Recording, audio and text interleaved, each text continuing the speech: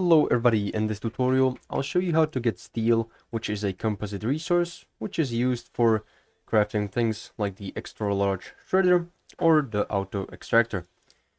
First of all, to get steel we will need to have a chemistry lab, a atmospheric condenser, and a way to travel between planets and also move the atmospheric condenser to other planets. So to begin, inside of the chemistry lab, here you can see what we all need. We'll need iron, argon, and carbon to make steel. Carbon is the easiest to make. It is smelted from organics which are found on every planet or can be automated by using a tapper and attaching it to a plantable flora seed. This is going to give us carbon once we smelt it, and this is one piece of the materials that we will need.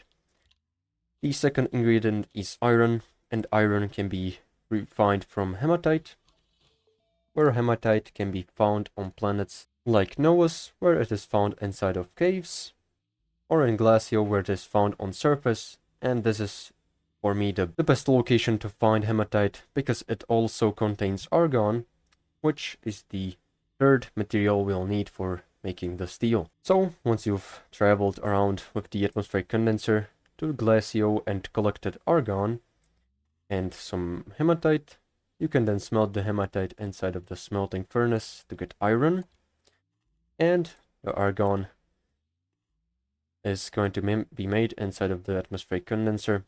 So travel back with it and iron, and inside of the chemistry lab we can craft the steel from these ingredients.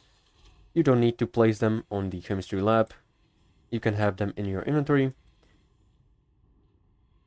And once this is done, it is going to give us steel, which can be then processed or used to craft some other things. Thank you for watching, make sure to like and subscribe if you found this helpful, and see you in the next one.